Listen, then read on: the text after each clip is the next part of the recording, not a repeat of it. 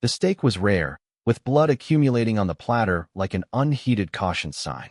His fork tinkled against his wine glass, capturing the room's attention. My wife flashed a brittle smile. Her younger brother exuded cockiness, while the board members carried on false small talk. "I have news," he declared, lifting his glass. "Gavin will become our next CEO." "Not me." Gavin, his untaxed 18-year-old son, objected. Everyone applauded. I smiled, calculated, and practiced.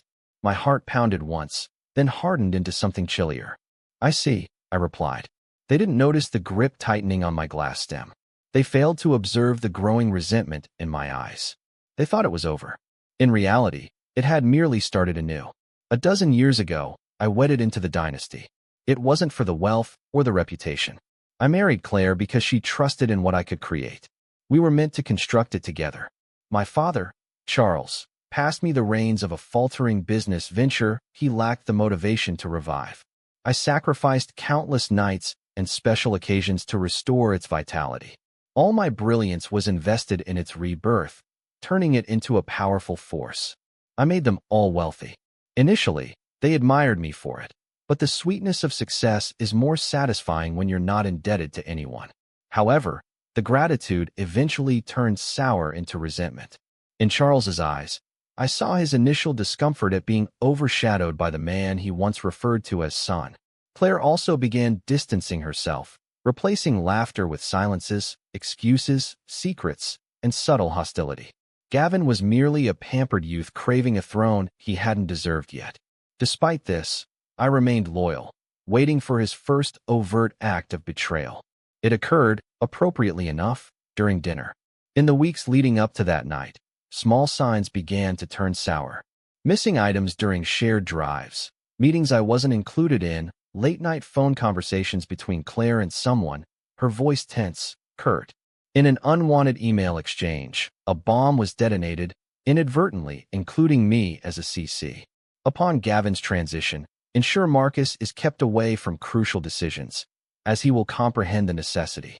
It's for the best. He'll understand. Their misinterpretation of my silence as idiocy was unwarranted. I remained calm and avoided direct confrontation with Claire. I merely sat in the gloom, repeatedly rereading the email, sensing each fragment of loyalty disintegrate. Understanding does not equate to pardon. It serves as fuel. The initial move was subtle, a gradual withdrawal of trust that went unnoticed. I adopted their veil of secrecy. I ceased proposing ideas and ignored late-night calls.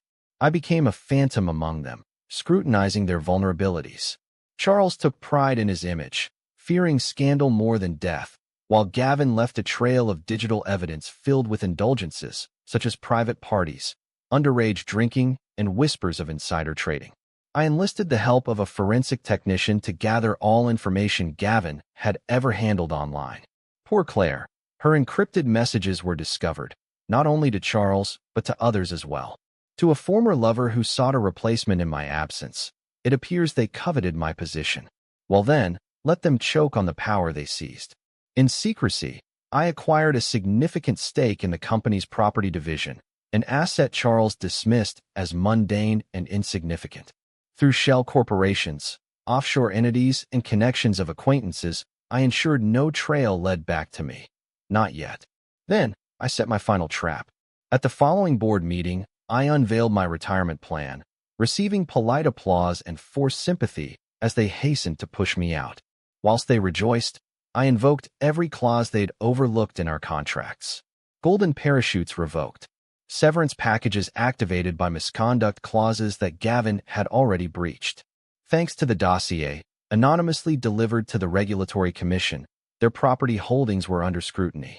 I announced a portfolio restructuring, raising headquarters and key facility rents threefold. Either pay up or break the leases. A straightforward decision. Bankruptcy or begging. The realization drained the color from Charles and Claire's faces first, with Gavin left in confusion as his new title's glory crumbled around him. I remained composed, hands interlaced, observing the collapse unfold. Watching them falter. Cornered in the parking lot, Charles threatened me between ragged breaths. You can't do this. This company is my legacy." I stared at him, seeing a king with an empty crown in his grasp. You gave it to me shattered, I replied. I simply returned it in the same condition. He lunged at me, hasty and frantic. I dodged without effort, entered my car, and departed without a glance back. Revenge isn't boisterous, it is precise. It cuts where the wound bleeds the most. They believed they were replacing a mere pawn. They never knew I was the one controlling the game. As their empire plunges from afar, I feel not guilt but release. Betrayal is an art, but so is revenge. And I've always excelled in my craft.